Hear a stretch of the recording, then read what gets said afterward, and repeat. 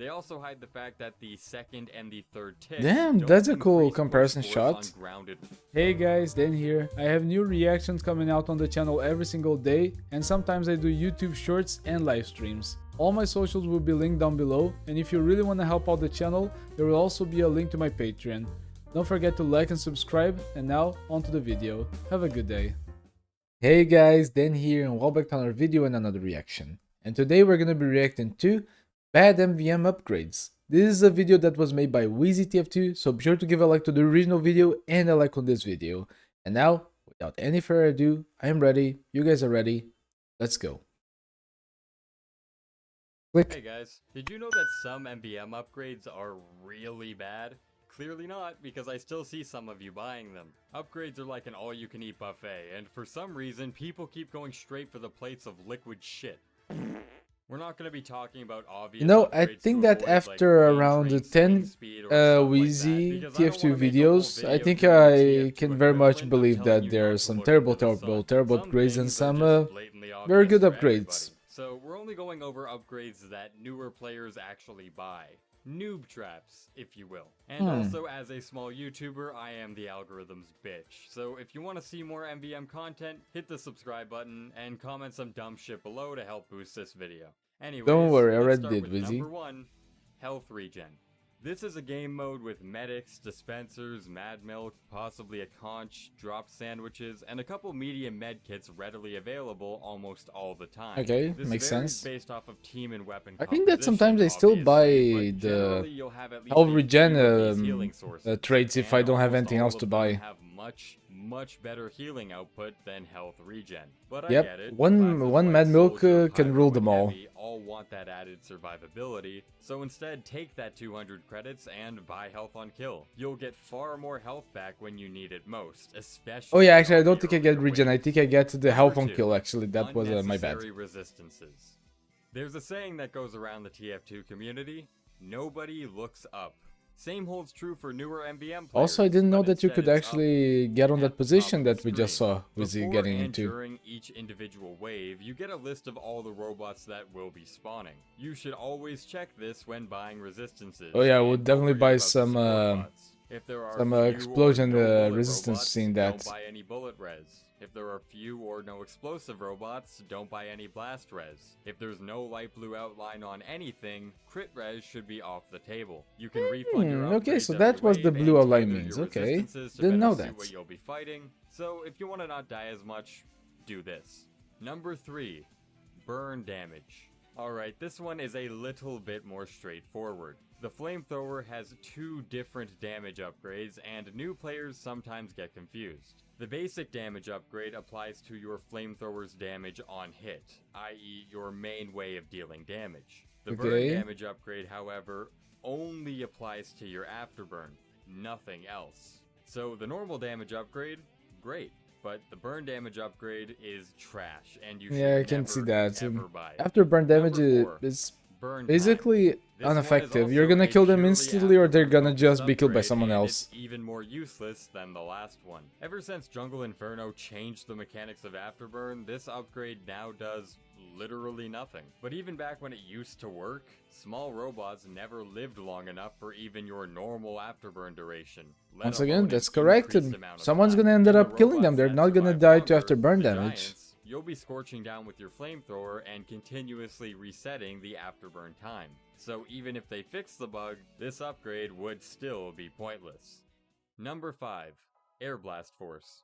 Depending on your experience with MvM, you're either shocked to find this upgrade on the list or not surprised at all. So let me qualify things a bit. Air Blast can occasionally save points from being captured or bombs being planted, and can pit giants if your team ever gets pushed back to them. But that only really happens with less experienced teams. It's almost always better to actually kill the robot. Yeah, if you're considering a team of players that really do know what they're doing, it's very rare to see them being pushed back. That is a fact. But if the average tour count is low, then it's not the worst upgrade. Only if you're memeing, that can happen with However, an experienced team. Whatever you do, regardless of team skill, do not spam Air Blast. You want the robots to move closer to you. You want them to get shredded by max damage ramp up. You want them to walk into crit sticky piles. Launching them backwards only serves to be a hindrance in those situations. So I can see that. them down instead of playing a game of hot potato. Number 6. Knockback Rage. Very similar story to Air Blast with this one. In a vacuum, it's not terrible. So it's a little bit like Minecraft. Option, but bad players if you put just knockback into everything, it's gonna be way more harder to kill them. Okay. Earlier. But moreover, Valve has been hiding crucial information from the player base ever since MvM launched. Knockback Rage, despite it saying this nowhere in the tooltip, drops your firing speed by 50%. Yeah, that's bad. Because you're pushing the robots back, you're suffering damage fall off instead of damage ramp up. So basically, you're cutting your damage in half. Twice. They also hide the fact that the second and the third tick that's a cool comparison shot. On grounded robots. Only ones that find them in the very obscure situation of being airborne. So if negating damage ramp up wasn't a good enough reason to not buy this upgrade, those ones certainly are. It does look pretty funny though. Yeah, I have to agree, it does. It does. Metal Regen. At first glance, you would think this upgrade is almost identical to Health Regen, but it actually works much differently. Health Regen ticks every second. Metal Regen, on the other hand, ticks every 5 seconds. This makes the entire upgrade obsolete. By the time it takes for this upgrade to tick twice, you can very easily run to your dispenser, and you're gonna get so much more metal from the max metal capacity. Yeah. Investment. Metal capacity. This increases your total metal pool and by proxy increases the amount netted from ammo boxes. Yeah, that mechanic kind of breaks the usage of metal regen. Instead. Number 8. Disposable Sentry. The mini sentry. Oh yeah, it's terrible. Terrible. And even some middling ways, I only buy it when I don't have anything else to buy. You'll often see newer engineers buy it right from the start. Don't do this. It's very expensive. But to be fair, just the sensation to have more than one sentry in MvM, it's so attractive to just be able to put it in 2 different sizes and start blasting, you know? Max out dispenser range, get a 2-way teleporter going, and buy some combination of building health, wrench swing speed, metal capacity, and sentry firing speed. Yeah, that should be the best one to go to. Wait, what? Yeah, that's sentry right. What? This upgrade just doesn't work. It's been broken for almost a decade, and in typical Valve fashion, they've done jack shit to fix it. There have been a few theories as to why this sentry happened, firing speed. but a YouTuber by the name of Sigseg did a bunch of research and concluded it related to server ticks. I'm not going to pretend I know what any of this means, but considering his credentials of being a lab rat, I'll take his word for it. But for the sake of the video, the first tick is usually worth buying, the second tick can be sometimes decent late game with the Wrangler, but the third tick, never ever buy it under any circumstance. It's broken. Number 10. Doesn't work. Second tick of heavy firing speed. Yep. I've seen Wheezy speaking about this on other videos about the ticks being completely broken and not worth buying beyond some ticks. All you need to know is that the second tick doesn't increase your minigun's firing speed at all. I didn't learn about this one until I had a few dozen tours under my belt, so this one will probably come as a surprise to a fair bit of you. Number 11. Mad Milk Recharge.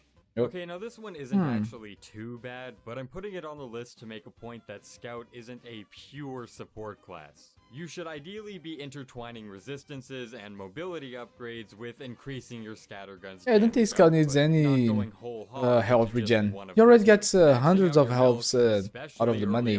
Is a product of the former. You only really want milk for giants or large amounts of small robots that your team can't effectively burst down. And usually a 20-second cooldown is enough to suffice for that. On teams without many good players or an absent medic, I guess it's okay, but in most other cases, that 1000 credits will be better served with your scattergun or any other survivability based upgrades.